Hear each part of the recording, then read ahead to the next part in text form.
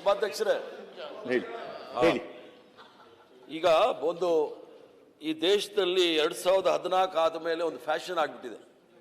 ಇವರು ಪಾಕಿಸ್ತಾನದವರು, ಇವರು ಇನ್ನೊಂದು ಮತ್ತೊಂದು ಅಂತ ಹೇಳಿ. ಸಂವಿಧಾನ ಭಾಗ 2(5) ಸಂವಿಧಾನದ ಪ್ರಾರಂಭದಲ್ಲಿ ನಾಗರಿಕತ್ವ ಬಹಳ ಸ್ಪಷ್ಟವಾಗಿದೆ. ಭಾರತದ ರಾಜ್ಯ ಕ್ಷೇತ್ರದಲ್ಲಿ ಹುಟ್ಟಿರುವ ಅಥವಾ ತನ್ನ ತಾಯಿಯಾಗಲಿ ತಂದೆ ಆಗಲಿ ಭಾರತದ ರಾಜ್ಯ ಕ್ಷೇತ್ರದಲ್ಲಿ ಹುಟ್ಟಿದ ಅಥವಾ ಸಂವಿಧಾನದ ಪ್ರಾರಂಭಕ್ಕೆ ನಿಕಟ ಪೂರ್ವದಲ್ಲಿ 5 ವರ್ಷಗಳಿಗೆ ಕಡಿಮೆ ಇಲ್ಲದಷ್ಟು ಕಾಲದಿಂದ ಭಾರತದ ರಾಜ್ಯ ಕ್ಷೇತ್ರದಲ್ಲಿ ಸಾಮಾನ್ಯವಾಗಿ ನಿವಾಸಿಯಾಗಿರುವ ಪ್ರತಿಯೊಬ್ಬ ವ್ಯಕ್ತಿಯು ಭಾರತದ ನಾಗರಿಕನಾಗಿರ್ತಕ್ಕಂಥದ್ದು. ಇವರು ಹುಟ್ಟಿಲ್ಲಿ ಬೆಳೆದಿರ್ತಕ್ಕಂಥವ್ರಿಗೆ ನೀವು ಪಾಕಿಸ್ತಾನ ಅಂದರೆ ಪ್ರಧಾನಮಂತ್ರಿಗಳು ನಿಜ. ಪ್ರಧಾನಮಂತ್ರಿಗಳು 2017ನೇ ಇಸ್ವಿನಲ್ಲಿ 2015ನೇ ಇಸ್ವಿನಲ್ಲಿ ಸಿಯೋಲ್ಗೆ ಹೋಗ್ಬಿಟ್ಟು ಭಾರತ ದೇಶದಲ್ಲಿ ಹುಟ್ಟಿರೋದೇ ಮಹಾಪಾಪ ಅಂತ ಹೇಳಿ ಹರಿಪ್ರಸಾದ್ ಮೊನ್ನೆ ಸಭಾನಾಯಕರು ಇದು ನಾವಲ್ಲಿ ಬಿಟ್ಬಿಟ್ಟಿದೀವಿ.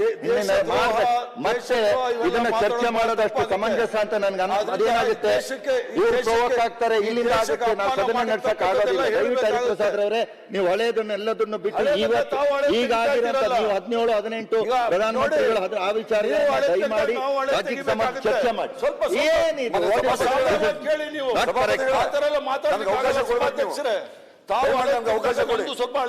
ಏನಿದೆ ನಾನು ಹೇಳ್ತಾ ಇದ್ದೀನಿ, ಇದು ಪೀಠದಿಂದ ಹೇಳ್ತಾ ಇದ್ದೀನಿ. ನಿಮ್ಗೆ ಈಗ ಆ ವಿಚಾರಗಳು ಮಾತನಾಡಲಿಕ್ಕೆ ಅವಕಾಶಗಳಿಲ್ಲ. ಪ್ಲೀಸ್ ಏನಿದು ಮತ್ತೆ ವಾಪಸ್ ನೀವು ಅಲ್ಲಿ ಹೋಗಿದ್ರು, ಇಲ್ಲಿ ಹೋಗಿದ್ರು, ಪ್ರಧಾನಮಂತ್ರಿ ಹೋಗಿದ್ರು, ರಾಜೀವ್ ಗಾಂಧಿ ಹೋಗಿದ್ರು, ರಾಹುಲ್ ಗಾಂಧಿ, ಅದ್ರ ಅವಶ್ಯಕತೆ ಈಗಿಲ್ಲ. ಈ ಸದನ ನಡಿಬೇಕು. ಅದಕ್ಕೋಸ್ಕರ ಒಂದು ವ್ಯವಸ್ಥೆ ಒಳಗಡೆ ಕರ್ತದಿಂದ ತೆಗೆದುಹಾಕಿದ್ದೇನೆ, ಸಭಾನಾಯಕರೇ ಕರ್ತದಿಂದ ತೆಗೆದುಹಾಕಿದ್ದೇನೆ. ಕರ್ತದಿಂದ ಅದಿಲ್ಲ, ಅದು ಚರ್ಚೆಗೆ ಅವಕಾಶ ಇಲ್ಲ. ಕರ್ತದಿಂದ ತೆಗೆದ ಮೇಲೆ ಚರ್ಚೆಗೆ ಅವಕಾಶ ಇಲ್ಲ. ಚರ್ಚೆಗಳಿಗೆ ಅವಕಾಶ ಇಲ್ಲ. ಚರ್ಚೆಗಳಿಗೆ ಅವಕಾಶ ಇಲ್ಲ. ಚರ್ಚೆಗಳಿಗೆ ಅವಕಾಶ ಇಲ್ಲ. ಇಲ್ಲ, ಯಾವುದನ್ನು ಕರ್ತಕ್ಕೆ ಹಾಕಬೇಡಿ, ಯಾವುದನ್ನು ಕರ್ತಕ್ಕೆ ಹೋಗ್ಬೇಡಿ, ಯಾವುದು ಕರ್ತಕ್ಕೆ ಹೋಗ್ಬೇಡಿ. ನಾನು ವಿಚಾರಗಳನ್ನ ಕರ್ತಕ್ಕೆ ಯಾರು ತಗೊಳ್ಬೇಡಿ. ಬರೀ ಏನು ಕರ್ತಕ್ಕೆ ಮಾತಾಡಿ.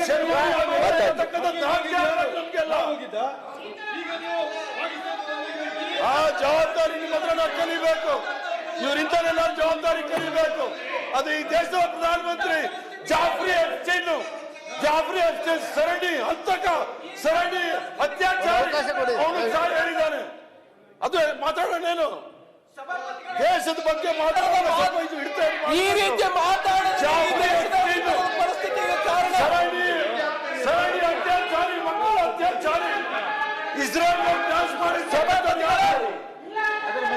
ಯಾರು ಸ್ವಾಮಿ ಅವರು? ಇಸ್ರೇಲ್ ಡ್ಯಾನ್ಸ್ ಮಾಡಿದವರು ಯಾರು?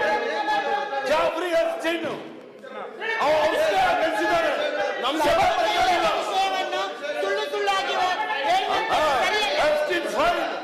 ಇಡೀ ದೇಶ ಮಾಡಿದ್ದಾರೆ.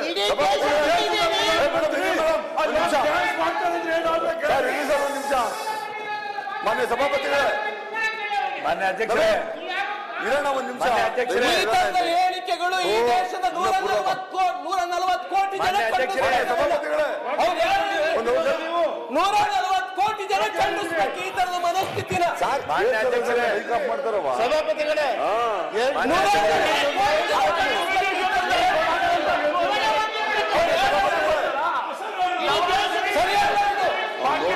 140 ಜನ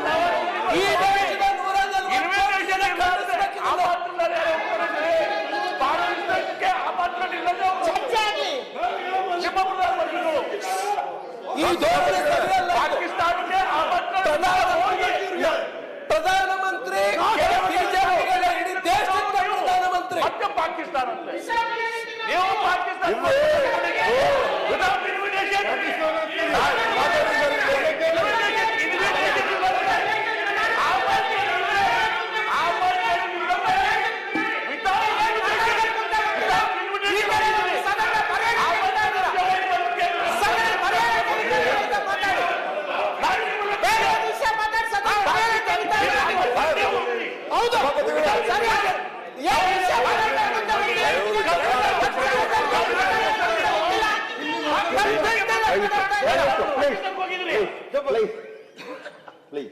ಪಾಕಿಸ್ತಾನಕ್ಕೆ ಹೋಗಿ ನೋಡಿ.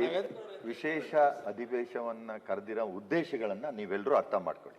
ಆಗಿದೆ, ಇಲ್ಲಿ ತನಕ ಆಗಿದೆ. ಮತ್ತು 2-3 ದಿವಸಗಳನ್ನ ಮುಂದೆ ಹಾಕಿರುವಂಥದ್ದು ಒಂದು ಆರೋಗ್ಯಕರವಾದಂತಹ ಚರ್ಚೆ ನಡಿಬೇಕು. ಇದ್ರ ಬಗ್ಗೆ ಒಂದು ಡಿಬೇಟ್ ಆಗ್ಬೇಕು. ಆ ಡಿಬೇಟಲ್ಲಿ ನೀವು ಏನ್ ಬೇಕಾದ್ರೂ ಮಾತಾಡ್ಕೊಳ್ಳಿ.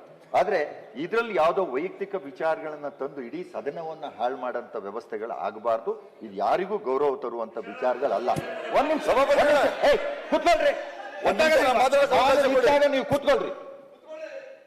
ದಯವಿಟ್ಟು ಅರ್ಥ ಮಾಡ್ಕೊಳ್ಳಿ. ಈಗ ಹೇಳಿದೆ ಕಡತದಿಂದ ಏನ್ ತೆಗಿಸ್ಬೇಕು, ಮಾನ್ಯ ಸಭಾನಾಯಕರೇ, ನೀವು ಕಾನೂನು ಮಂತ್ರಿಗಳಿಗೆ ತೆಗಿಸ್ಬೇಕು, ತೆಗೆದಾದ್ಮೇಲೆ ಇವತ್ತು ಜೀರಾಮ್ಜಿಯ ಬಗ್ಗೆ ಚರ್ಚೆ ಮಾಡಬೇಕು. ಅದಕ್ಕೆ ಏನ್ ಬೇಕು ಹೆಸರುಗಳನ್ನ ಕೊಡಿ, ಅದ್ರ ಬಗ್ಗೆ ಚರ್ಚೆ ಮಾಡಿ. ಏನಾಗಿದೆ ಆಗಬೇಕಾದ್ರೆ ನೀವು ಯಾವ ರಾಷ್ಟ್ರದ ಬಗ್ಗೆ ಮಾತನಾಡಿ, ಅದ್ರ ಬಗ್ಗೆ ನಮ್ದು ಏನು ಅಭ್ಯಂತರಗಳಿಲ್ಲ. ಅವ್ರು ಮಾಡಿರೋ ಸರಿ ಇದ್ರೆ ಸರಿ ಅನ್ನಿ, ತಪ್ಪಿದ್ರೆ ತಪ್ಪು ಅಂತ ಹೇಳಿ ಅದನ್ನ ಬಿಟ್ಟು ಈಗಲೇ ಸದನವನ್ನ ಇಷ್ಟು ಮುಂದೂಡಿ ಆದ್ರೂ ನಾವು ಇವತ್ತವರೆಗೂ ಒಂದು ವ್ಯವಸ್ಥಿತವಾಗಿ ಮೇಲ್ಮನೆಯ ಒಳಗಡೆ ಕೆಳಗಡೆ ಮನೆಯ ಒಳಗಡೆನೂ ಘಟನೆಗಳಾದಾಗ ಮುಂದೋಗಿದೆ ಬಿಟ್ರೆ ಮೇಲ್ಮನೆಯಲ್ಲಿ ಇಲ್ಲಿಯವರೆಗೆ ತುಂಬಾ ಚೆನ್ನಾಗಿ ನಡೆದಿದೆ. ಅದಕ್ಕೊಂದು ಅಪಕೀರ್ತಿ ಬರೋದು ಬೇಡ, ಒಂದು ಕಪ್ಪು ಚುಕ್ಕಿ ಬರೋದು ಬೇಡ. ದಯಮಾಡಿ ಎಲ್ರೂ ಸಹಕಾರ ಮಾಡಿ. ಇಬ್ರು, ನಾನು ಹೇಳ್ತಿರೋದು ಆಡಳಿತ ಮತ್ತು ವಿರೋಧ ಪಕ್ಷದ ನಾಯಕರುಗಳಲ್ಲಿ ಇಬ್ಬರಿಗೂ ವಿನಂತಿ ಮಾಡ್ಕೊಳ್ತೀನಿ. ಇದೆ ಇಂಥ ಸಂದರ್ಭಗಳಲ್ಲಿ ಚರ್ಚೆಗಳಾಗುವಂತಾಗ ಪರಸ್ಪರ ವಿರೋಧಗಳು ಪರಗಳು ನಡೆಯುವಂಥದ್ದು ಸಹಜ. ಹಾಗಾಗಿ ದಯಮಾಡಿ ಒಂದು ವಿನಂತಿಯನ್ನ ಮಾಡ್ಕೊಳ್ತೇನೆ. ಈಗ ಅದನ್ನ ಕಡತದಿಂದ ಕೈ ಬಿಟ್ಟ ನಂತರ ಈಗ ಜೀರಾಮ್ಜಿ ಇದೆಯಲ್ಲ ಅದ್ರ ನಾವು ಮುಂದುವರಿಸುವಂಥದ್ದು ಪೀಠದ ಮೊದಲು ಅರ್ಥ ಆಗ್ತಿದೆಯಾ ನಾಗರಾಜ್ ನಿಮ್ಗೆ? ಕೂತ್ಕೊಳ್ಳಿ. ಹಾಗಾಗಿ ದಯಮಾಡಿ ಅದಕ್ಕೆ ಒಂದು ಅವಕಾಶವನ್ನ ಮಾಡಿಕೊಡಿ. ತದನಂತರ ನೀವು ಹೇಳಿ, ಅದರಲ್ಲೂ ಮಾತಾಡಿ ಏನಾಗಿದೆ, ಯಾವ ಲೋಪಗಳಿದೆ, ಏನಿದೆ ಅಂತ ಮಾತಾಡೋದಕ್ಕೆ ಅವಕಾಶ ಇಲ್ವಾ ನಿಮ್ಗೆ? ಲೋಪದೋಷಗಳನ್ನ ಎತ್ತಿಕ್ಕಾದ್ರೆ ಎಲ್ಲೂ ಪ್ರವೋಕ್ ಮಾಡೋಂಥದ್ದು ಅಥವಾ ವೈಯಕ್ತಿಕ ಟೀಕೆಗಳನ್ನ ಮಾಡದೇ ಇದ್ರೆ ಸದನವನ್ನ ನಡೆಸೋಣ. ಇಲ್ದಾನೆ ಇದ್ರೆ ನಾವೇನ್ ನಾನು ಕೊಡ್ತೀನಿ ನಿಮ್ಗೆ ಕೊಡ್ತೀನಿ ಅವಕಾಶ. ನಾನು ಕೂತ ನಂತರ ನಿಮ್ಗೆ ಅವಕಾಶವನ್ನ ಕೊಡ್ತೀನಿ. ಹೇಳ್ತೀನಿ, ನಂದು ವಿನಂತಿ ಇಲ್ಲಿ ಮಾಡ್ತಿರೋದು ನಿಮ್ಗೆ ನಾನು ಆದೇಶ ಅಲ್ಲ ಮಾಡ್ತಾ ಇರೋದು. ನಾನು ಎದ್ದು ನಿಂತ್ಕೊಂಡು ಏನು ಅಂದ್ರೆ ನಿಮ್ಮಲ್ಲಿ ವಿನಂತಿಯನ್ನ ಮಾಡ್ಕೊಳ್ತಾ ಇದ್ದೀನಿ. ಹಾಗಾಗಿ ದಯಮಾಡಿ ಸಹಕಾರವನ್ನ ಮಾಡಿ. ಮತ್ತೆ ಯಾರಾದ್ರೂ ಮಾತನಾಡ್ಬೇಕಾದ್ರೆ ಒಬ್ಬೊಬ್ರೆ ಕೈ ಎತ್ತಿ ನಾನು ಕೊಡ್ತೀನಿ. ಆಗೋದಿಲ್ಲ, ಕೂತ್ಕೊಳ್ಳಿ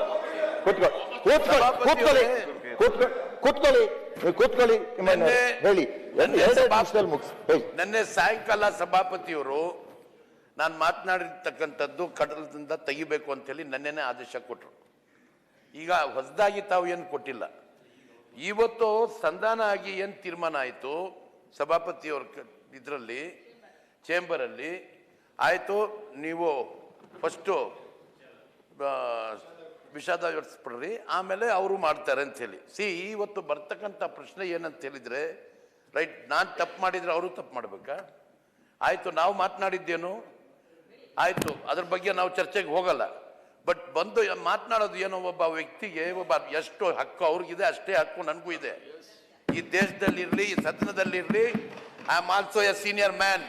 I have come at 1989, not now. I am a 4-time term members of this house. You cannot just call me Pakistan Nalgi ಅಂತ ಹೇಳಕ್ಕೆ. What right you have? What right you have? ಮಾತಾಡ್ಬಿಟ್ಟು ಇವತ್ತು ನಾನು ಅವ್ರ ಅಪರಾಧಿ ಸ್ಥಾನದಲ್ಲಿದ್ದಾರೆ. ಯಾವ ಅಪರಾಧಿ ಸ್ಥಾನದಲ್ಲಿ ನಾವಿರೋದು? ಯಾವ ಅಪರಾಧಿ ಸ್ಥಾನದಲ್ಲಿ ನಾವು ಇರೋದು? ಸೊ ಇದನ್ನ ಸರಿಗಿಲ್ಲ. ಸಭಾಪತಿಯವರು ಸಹ he should know that when he can do, then ನಮ್ಮನ್ನ ಕನ್ವಿನ್ಸ್ ಮಾಡಬೇಕು. ಇಲ್ಲ ಅಂದ್ರೆ ನನ್ಗೆ ಅವಕಾಶ ಕೊಡಿ, ನಾನು ಇನ್ನೂ ಒಂದು ಭಾಷಣ ಮಾಡ್ತೀನಿ. ಯಾತಕ್ಕಾಗಿ ನಾನು ಆ ರೀತಿ ಅಂದೆ ಅಂತೇಳಿ ನಾನು ವಶದ ಪಡೆದಿರೋದನ್ನ ವಾಪಸ್ ತಗೊಳ್ತೀನಿ, ಮತ್ತೆ ಒಂದು ಭಾಷಣ ಮಾಡ್ತೀನಿ. ನಾನು ಅವಕಾಶ ಕೊಡಿ. ಮತ್ತೆ ನೀವು ಸಭಾಪತಿಯವರ ಕರೆಸ್ಬಿಟ್ಟು ಸಂಧಾನ ಮಾಡಿ ಈ ರೀತಿ ಮೋಸ ಮಾಡ್ಲಿಕ್ಕೆ ಆಗ್ತದ? ಹೇಳಿ.